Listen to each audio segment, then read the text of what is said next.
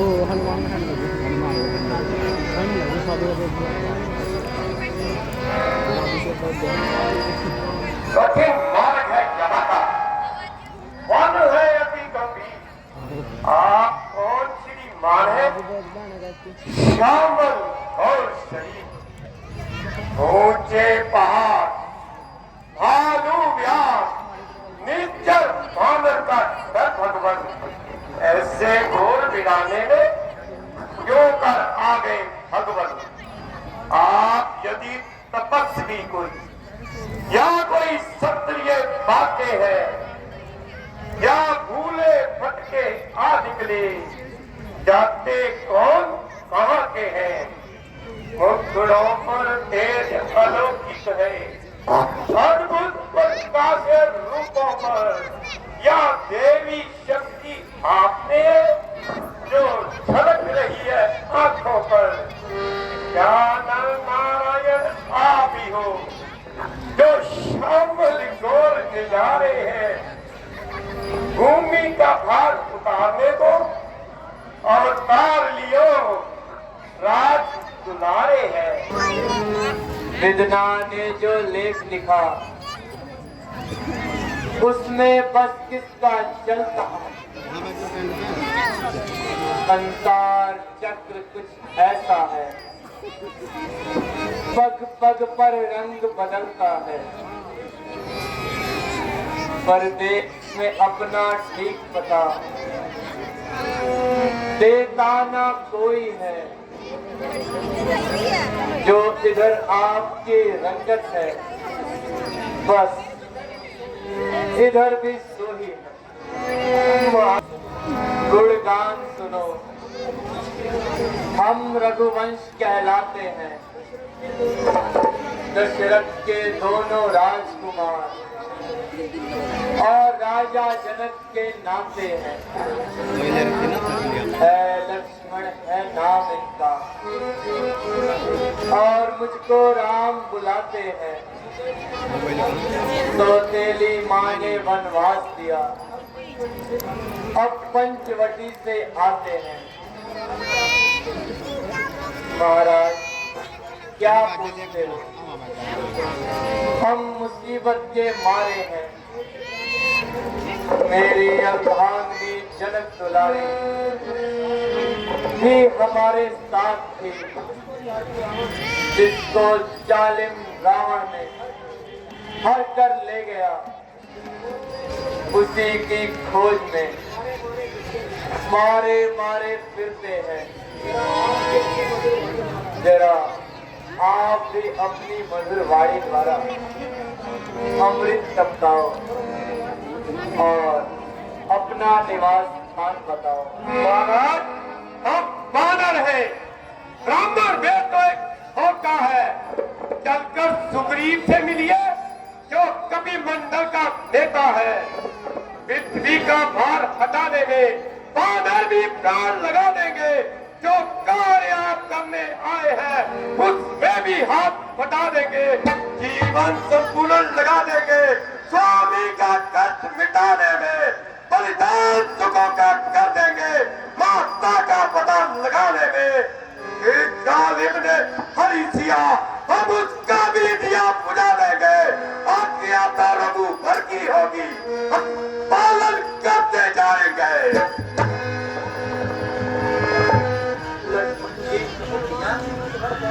हनुमान जी की हर बात से शराफत की बू आती है, इसलिए मालूम होता है कि ना सिर्फ ये एक पहलवान है बल्कि वेद शास्त्र की विज्ञाता है। बेशक आदमी तो लायक है, मेरा तो यही विचार है, ऐसे अच्छे इंसान को अंतों से नहीं गंवाना चाहिए और इन्हें अपना मित्र बनाना चाहिए। तो क्या मैं अपनी प्रार्थना गा सकूं? चलिए महाराज, हमको कब इनकार है? आइए महाराज, चाहिए। मैं आपको भी ऋषिमुख पर्वत पर सुग्रीव जी के पास ले चलता हूँ। हनुमान जी, आपके कंधे पर? हाँ लक्ष्मण जी। ये कैसे हो सकता है हनुमान जी? लक्ष्मण जी, आप एक चीज की चिंता ना करें। हम बालकों को शरीर बढ़ाने की और सूक्ष्म रूप बनाने की कला आती है।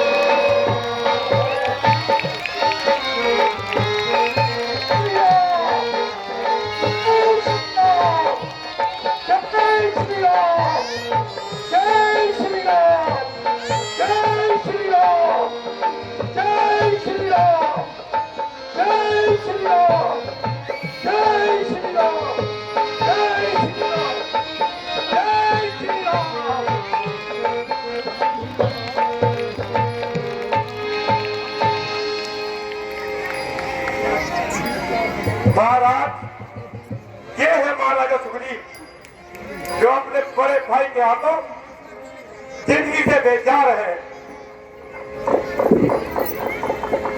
हनुमान जी, मुझे भी इनसे परिचित कराइए। इनका नाम, निवास स्थान बताइए। महाराज, ये दोनों होनहार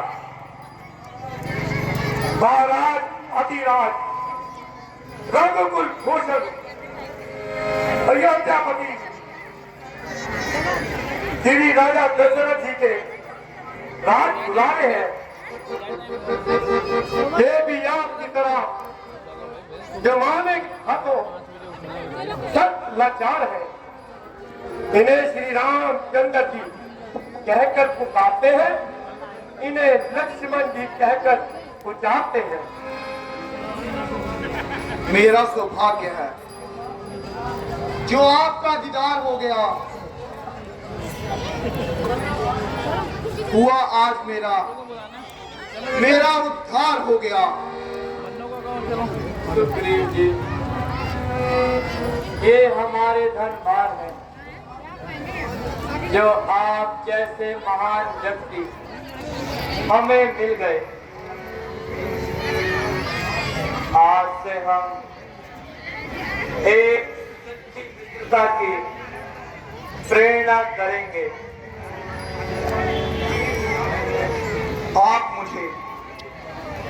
आप अपनी कहानी तो बताएं और अपनी उदासी की वजह भी बताइए। वैसे हनुमान जी ने इशारों से मुझे बहुत कुछ बताया है, परंतु पूरा हाल नहीं बताया। हमारी सौतेली माता ने पिताजी से किसी समय 2 वचन पूरे करने का इकरार लिया था और उसे पूरे करने के लिए मेरे लिए 14 वर्ष का वनवास और मेरे छोटे भाई भरत के लिए राज तिलक का इजहार किया था और जंगलों में मारे मारे फिरते हैं। हाँ, अभी चंद रोज पहले ही एक स्त्री हाय राम हाय लक्ष्मण कहते हुए जा रही थी और बहुत जोर जोर से चिल्ला रही थी। उस दुष्ट को बेशुमार ताने दे रही थी और उस दुष्ट को अपने नजदीक न आने दे रही थी। अगर मुझे पहले से मालूम होता, मैं उस धर्मी को कभी ना जाने देता। सीता जी ने मुझे देखकर अपने कुछ जेवर घेरे थे। ठहरिए, मैं अभी आपको दिखवाता हूँ। हनुमान जी, शीघ्र जाइए और जेवरों को लेकर आइए। जैसी आपकी आज्ञा महाराज।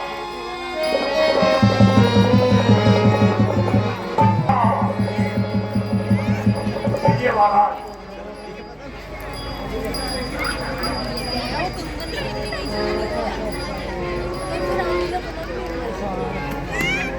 लीजिए महाराज, इनकी पहचान कीजिए। ये वही कुंडल है जो कभी कान में रहता था। मैं उसके दर्शन को आता था। ये झलक दिखलाता था। अब हरि के हाथों आता है।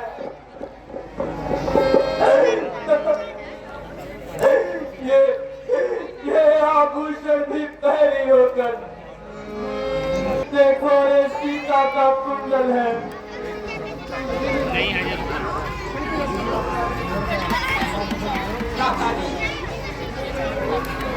मैं कैसे इन कुंडलों की पहचान कर सकता हूँ? मैंने तो चरण निहारे हैं, देखे माता के कान नहीं। मैं तो चरणों का सेवक हूँ, कुंडल की मुझको पहचान नहीं। पर नाथ शगुन ये अच्छा है, धड़कन है तीर कमानों में, जल्दी ही वो दिन आएगा। अब होगा कुंडल कानों में। कुंडल वाली माता का हरण करने वाले आते, हरण करने वाले।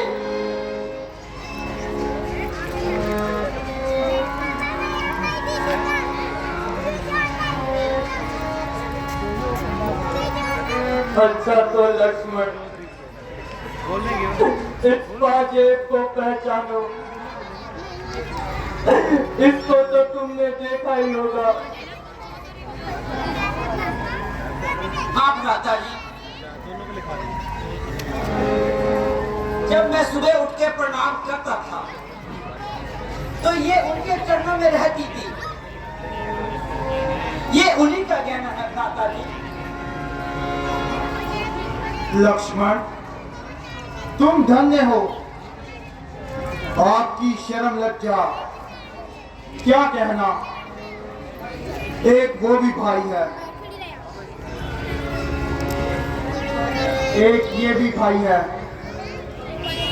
जिसने प्रेम भक्ति की वो मिसाल पैदा कर दिखाई है जो आज तक ना देखने सुनने को आई है।